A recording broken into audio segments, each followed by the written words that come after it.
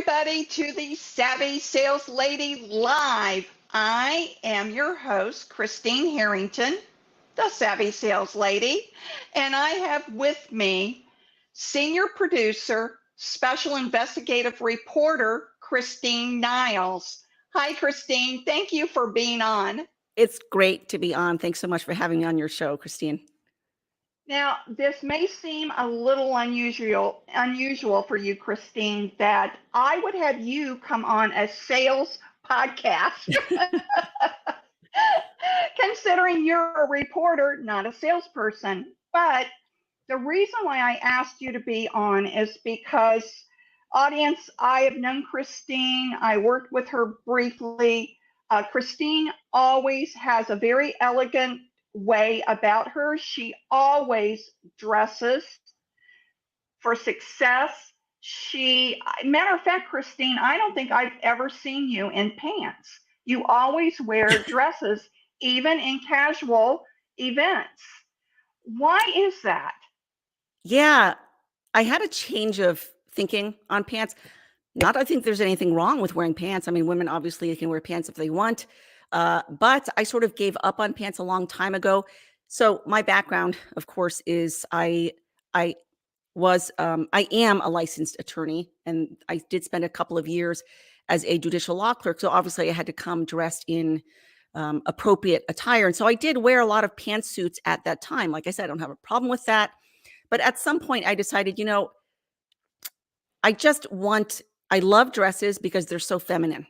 And I think it's so important these days that women dress in a feminine way. Now, you could have said that a few years ago, and that would be a totally non-controversial statement. But these days, with all the gender confusion, you say that and suddenly people attack you. It's like, to me, I do enjoy looking like a woman. I don't want to look like a man. Some of the pantsuits, in my opinion, sort of look a little bit too masculine for me.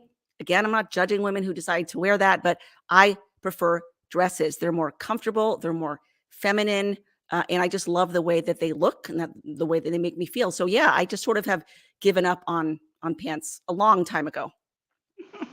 Well, you always look nice, no matter where I have seen you, what kind of venue. You always looked very Thank you. professional, very elegant, very sophisticated. Thank you.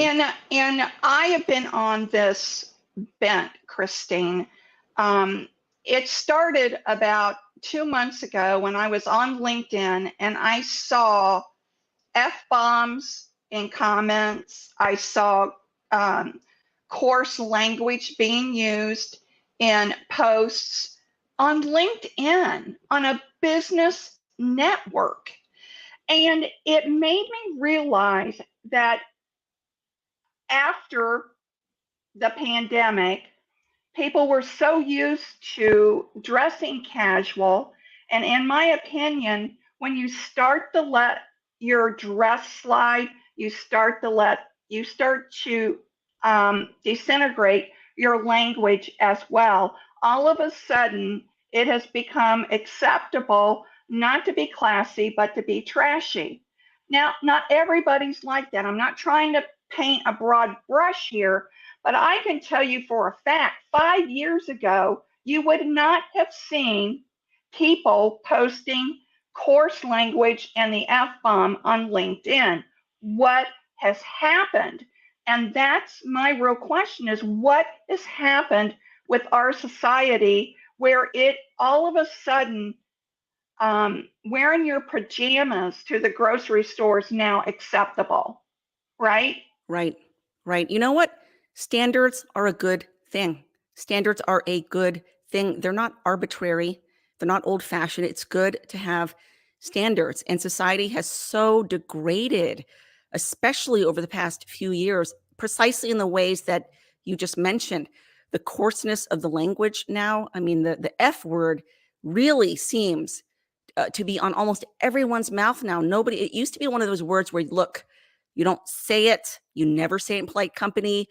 If it slips, you're doing it privately, maybe because you hit your, thumb with a hammer or something like that. But even in that case, but now it's become almost every other word that people, for instance, I was watching a reality TV show and I was amazed. I was amazed by how every single person in the show was using the word, every other word that came out of their mouth. It was like part of their daily vocabulary. They could be talking about something as mundane as taking the trash out, and they had to put the F-bomb in there. And it's just like this assault on the ears. But also you've got the assault on the senses.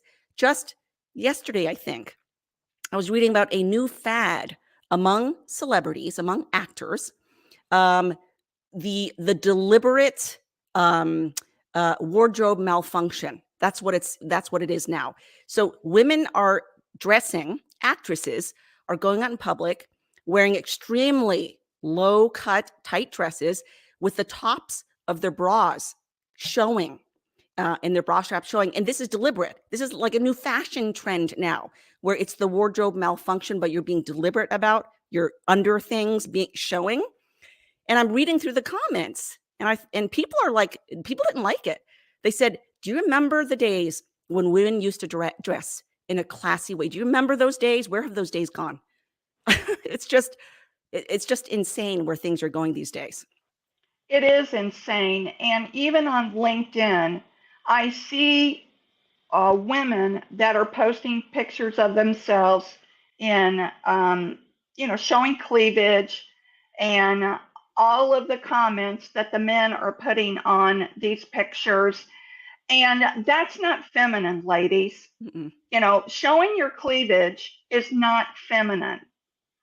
And there is a reason why there's modesty that should still be upheld today. And Christine, I know that you spent time living in Paris.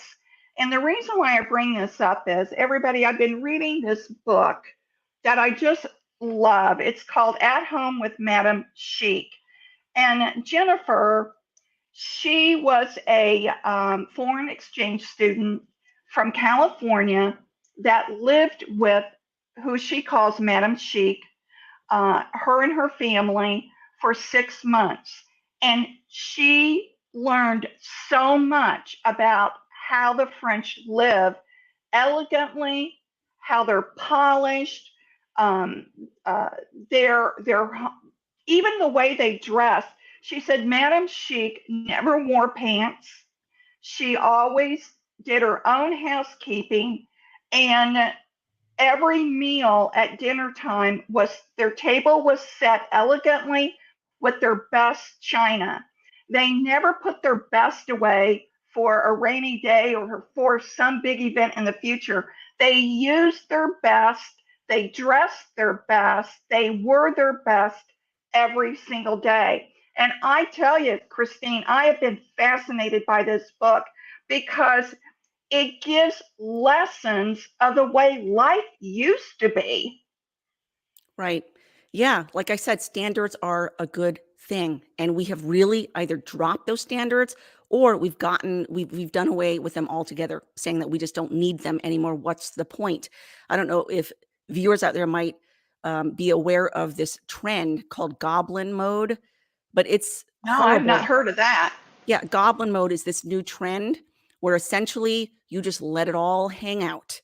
And so if you look at these memes, or maybe on TikTok videos where they talk about, oh yeah, I'm in goblin mode right now, and they will post videos of themselves in their sweaty pajamas, eating Cheetos, a complete and total, basically being total slobs, and saying, I'm in goblin mode now. I'm in complete and total slob mode. And they're putting it on TikTok, and it's becoming a trend.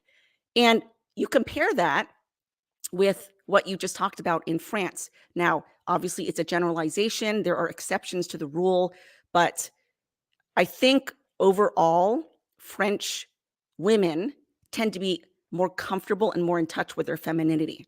And so they dress that way. They're just more naturally feminine in the way they conduct themselves, in the way that they dress, in the way they comport themselves. And I recently went to France a couple of months ago, and we stayed with a wonderful Catholic family there. And I was actually very impressed with their dinner time, because at dinner, of course, it would be a nice home cooked meal, and the table would be set. Everybody would have their own individual cloth napkins that were specific to them. It's kind of a family tradition. And all the children would gather, and everyone would stand behind the chairs and they would say their prayer. In fact, they would sing a beautiful French prayer of blessing over their food all together, all of them together, the little children too, before we ate. And they all sat down and they had wonderful manners at the table. And I was talking about how different that is from most American homes, where unfortunately, it's just sort of you eat, or maybe you sit in front of the TV, things like that. I'm not saying that you can't sometimes have movie nights where you're doing that sort of thing, but I was just very impressed with the way this Catholic family conducted themselves, how important it was to have that family meal where people, where the table was set out and there were manners, there were rules, but it was a very loving family. It wasn't stuffy and rigid and nothing like that. It was very loving, joyful, warm home. But there were good, it was just wonderful to see this. The mother dressed in a very classic and feminine way. The husband was a wonderful father, masculine, and it was just really wonderful to see that. And you see it too when you're walking around in general, although I am seeing some of it slip a little bit over there, unfortunately, because of this horrible influence of things just degrading. But yeah, overall, I think French women are more in touch with the feminine, and therefore they dress that way, and they do care about their appearance. And I think you should have some self-respect in the way that you look and the way that you dress and the way that you present yourselves, because people do judge you on your outward appearance, rightly or wrongly. They do judge you, and that outward appearance is in a way a manifestation of your interior. So if you have self-respect, you will dress in a way that shows that respect. Women who go out dressed skimpily, in skin-tight clothing, showing almost everything, immediately you think that woman has no self-respect at all. She has zero respect for herself. She doesn't respect the people around her. She thinks that she's perfectly comfortable with strange men ogling her. I would not be comfortable with that. Right. So, yeah. Exactly, Christine. Manners are nothing more than showing respect.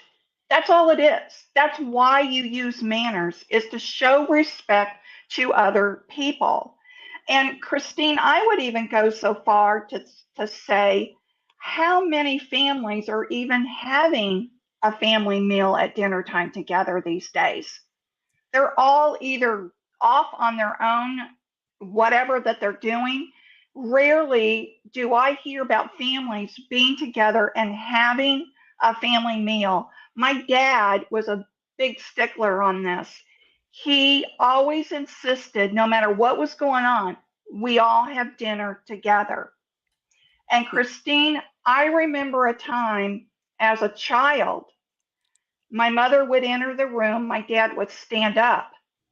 When my mother sat down, he sat down. He always pulled the chair out for my mother for her to sit down and push it back in.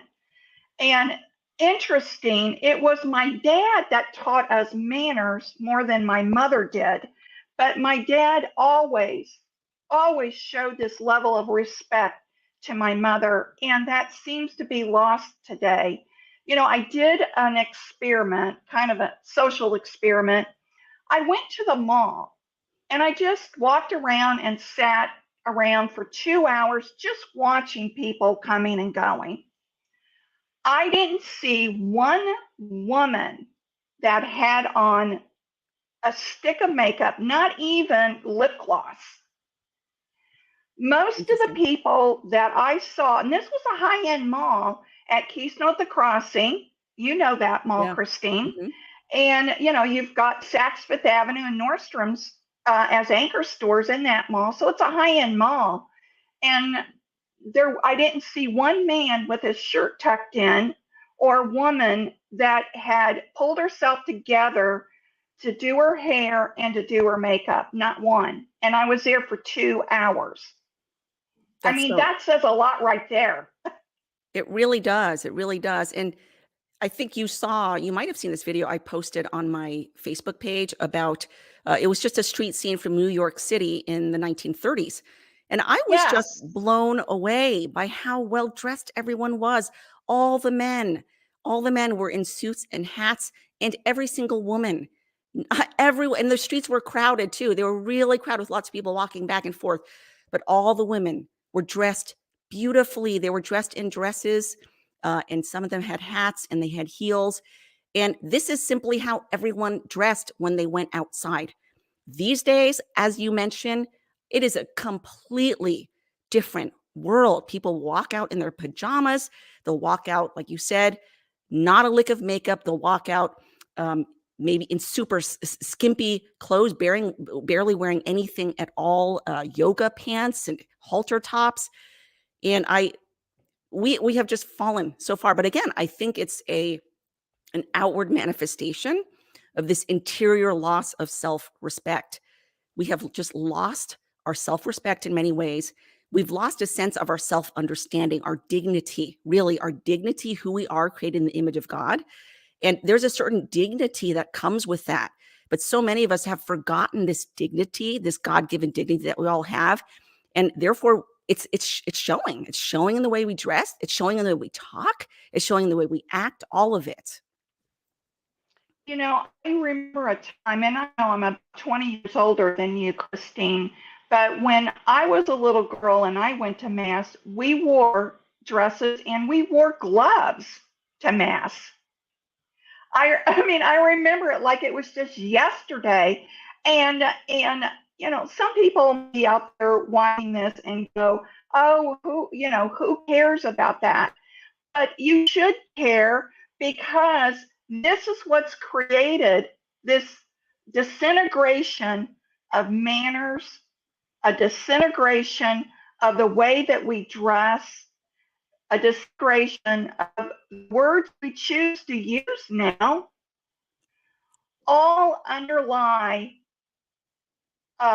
in my opinion, when we kicked God out of schools. And my grandmother, Christine, was a teacher. She was in the first class, from Terre Haute. I can't remember what it was called back then, but she brought prayer into the public schools in Indianapolis. She was the one that created that to make it happen. When you kick God out of everything, well, this is what's left. That's absolutely true. And Christine, go ahead. Oh, I was just agreeing with you. When you were in Paris recently, how long had it been since you were last in Paris? 15 years. 15 years. Okay. And what did you see in that 15-year absence that had changed? I just see more people on the streets dressing a bit more sloppy. It's the same sort of, downgrade, the degrading of society that I'm seeing over here. Not to the same extent as far as dress, because I think in Paris, people tend to be very fashion conscious in Paris. And so there is this big premium placed on how you look. But yeah, I'm seeing more of that sort of sloppy, kind of, just baggy jeans and just not taking care of your anything. But going back to what you said about, kicking God out of schools, and really they're just kicking God out of really almost every single aspect of society as well. Of course, that's going to lead to the degrading of society. And one thing that the great Archbishop Fulton Sheen said is that the level of any civilization is determined by the level of its women. And I thought, wow, that's a very insightful remark, because he said, there was really, if you think about historically, traditionally, men's psychology, men used to have to sort of attain the level of a woman. He would have to chase after the woman and be good enough for her. He'd have to go and attain her level before she would be willing to take him. And so there's a sense in which women were seen as sort of these very exalted, more, maybe in a sense, moral, that sort of thing, more modest, more pure, that sort of thing. And it has really gone down since then. If you just look at the way women act now, and the fact that, for instance, you have so many women opening OnlyFans accounts, which is basically it's pornography, but it's just you make money off of your own pornography.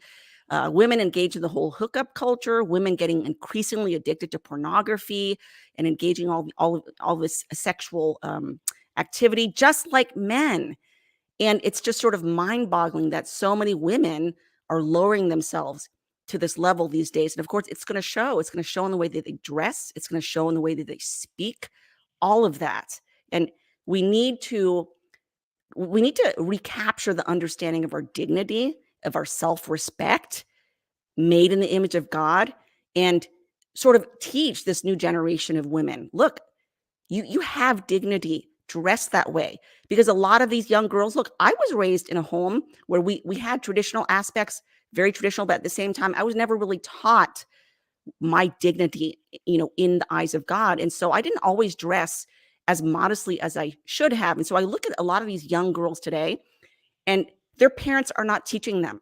Their parents aren't teaching them. So they show up to mass wearing totally inappropriate clothing right next to their parents. And I'm thinking, Mom, Dad, why aren't you saying anything to your daughter? Don't you understand that this is completely unacceptable in mass? And yet the mom says nothing. The dad's, it's like clueless. Parents have to teach their children. So I blame a lot of the parents for a lot of this, because they're not teaching their children these things. Well, and not only that, but I have a series that I've been producing just a very short 2-minute videos about keep it classy. And what I'm featuring are just things that we no longer do that we used to do, like introductions.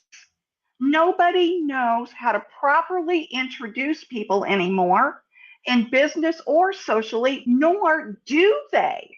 I can't tell you how many times I've been at events where I didn't know a soul. The host knew I didn't know a soul, and they never took me around to introduce me to anybody. And it's the host's responsibility to make every guest feel comfortable and accepted. And you do that by taking them around and introduce them to people. This series is just these little basic snippets, Christine, that we used to do 30 years ago that we just stopped totally. And we've got to get back to this. We've got to get back to etiquette, to manners, and to treating each other with respect. I completely agree. And it also has to start in the home. The parents have to model it. They have to teach it to their children. There was one wonderful thing I think that Pope Francis said, and he said that don't ever forget, please, thank you, and I'm sorry. He said those 3 words in a family, please, thank you, and I'm sorry. Never forget to say them in your family. And those things matter. You know what? Politeness matters. Sometimes people think, oh, well, it doesn't matter. This is my family. I can sort of let it all hang out. And they just lose all politeness. And people think it's perfectly okay to be rude. And I try to teach my own children, you always be polite.